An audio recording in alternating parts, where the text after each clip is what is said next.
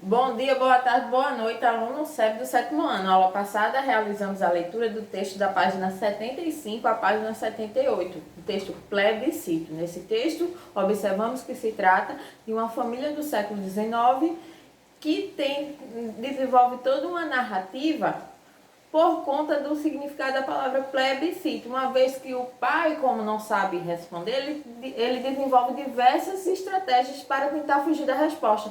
Finge dormir, responde espanto porque as outras pessoas da família não sabem, enrola, fica indignado e sai em busca do significado no dicionário. Agora vamos realizar a atividade Os Sentidos do Texto, da página 78 até a página 79. Vejam só, pessoal. Primeiro,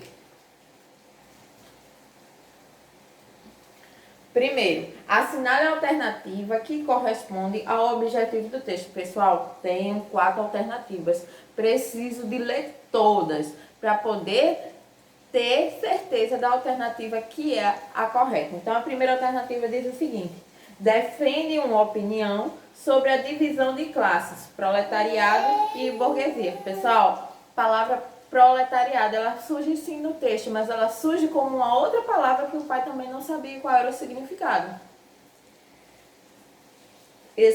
Segunda alternativa, explicita os conceitos de plebiscito e proletariado.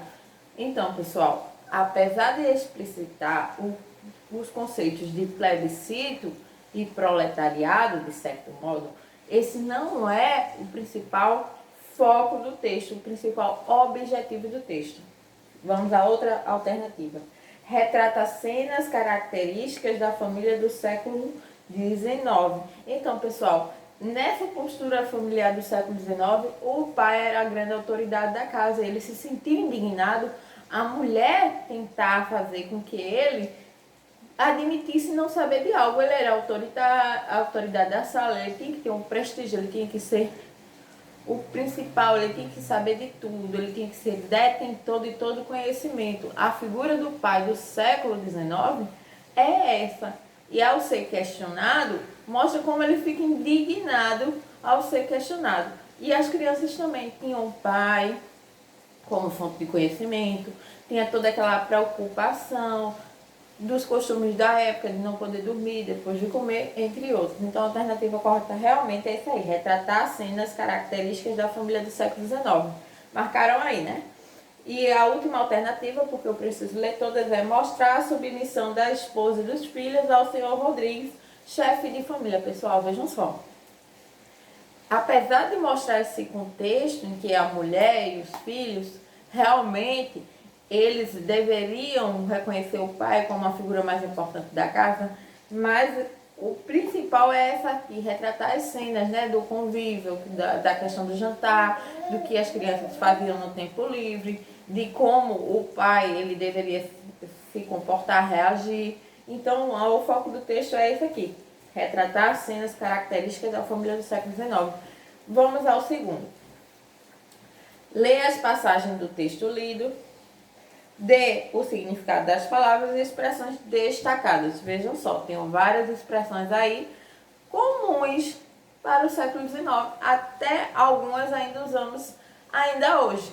Como são expressões, vamos tentar identificar qual o sentido que elas dão ao texto. Vejam só a letra A. O senhor Rodrigues não tem remédio se não abrir os olhos. Não tem remédio é o mesmo de não ter solução. Vejam como fica a resposta dessa questão aí. Segundo letra A, o senhor Rodrigues não tem outra alternativa ou solução se não abrir os olhos.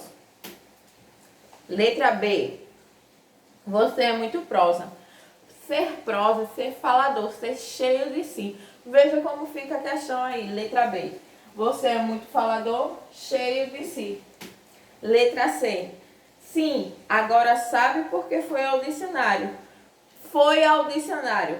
É o mesmo que consultou o dicionário.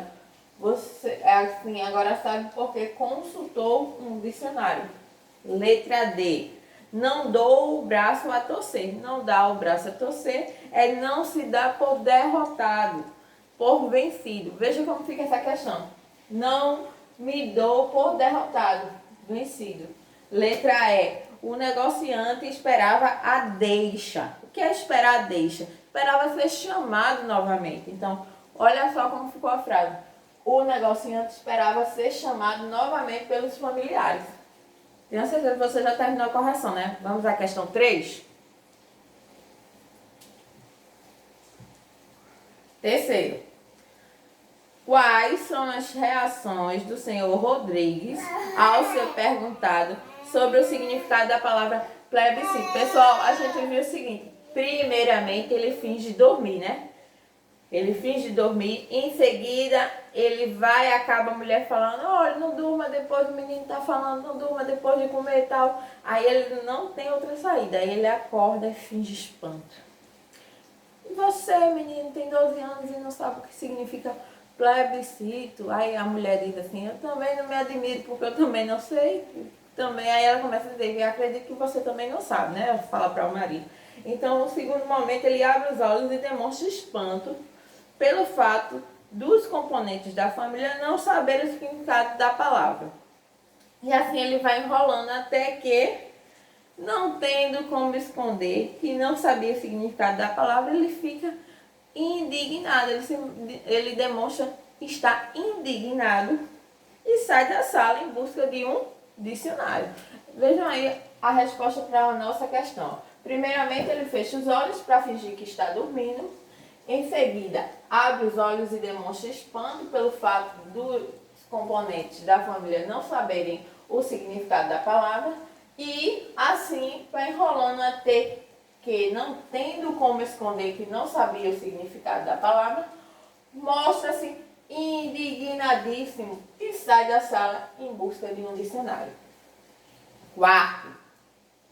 Após consultar o dicionário, o senhor Rodrigues demonstra ter entendido plenamente o significado da palavra plebiscito. Explique. Pessoal, ele não demonstra ter entendido. Por quê? Porque ele traz o sentido. Ó, a resposta é não. Ele disse que é o seguinte: é uma lei romana, um estrangeirismo que queriam introduzir no Brasil, sendo que a palavra plebiscito, ela significa uma resolução que vai ser submetida à apreciação do povo por meio de voto. Então as pessoas vão poder escolher, por exemplo, a questão do porte de arma. Então, um tempo atrás aqui no Brasil teve um plebiscito, onde as pessoas puderam escolher a questão de ter arma, do porte de arma. E aí a lei foi aprovada e nós seguimos as orientações desse plebiscito.